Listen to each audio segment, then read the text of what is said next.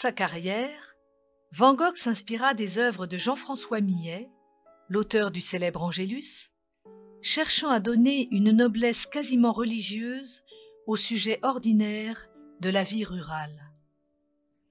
Recevant de son frère la photographie du pastel de Millet, Van Gogh, alors coutumier d'un coloris vif et éclatant, en fait une œuvre douce et paisible.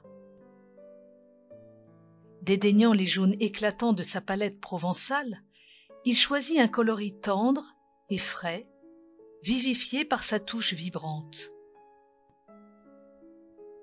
Le sujet, simple et ordinaire, est saisi au cœur du travail quotidien d'un couple. Dans le jardin clos d'une barrière, le linge sèche au soleil printanier, tandis que l'homme soigne son potager. Il abandonne pourtant bêche et brouette pour accueillir et célébrer un petit miracle, les premiers pas de son enfant guidé par sa mère. La magie délicate de ces premiers pas est rendue par 3 paires de bras tendus.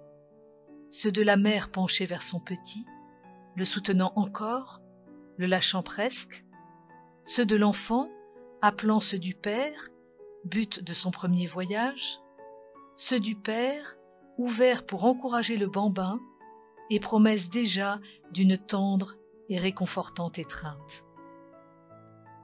Millet et Van Gogh parviennent à traduire l'amour et la confiance qui rendent possible cette petite et si grande aventure humaine. La mère ne lâche son enfant que parce qu'elle le sent capable de marcher seul, et celui-ci ne se lance que parce qu'il se sent protégé et encouragé par la confiance aimante de ses parents. Le père, lui, espère et croit en son enfant, mais il sera là aussi pour le relever, sécher ses larmes si nécessaire et l'encourager encore.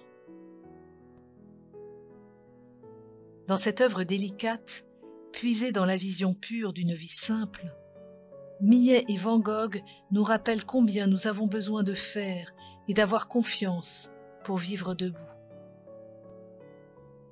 Nous pouvons y voir l'image sereine d'un Dieu qui nous invite à la confiance.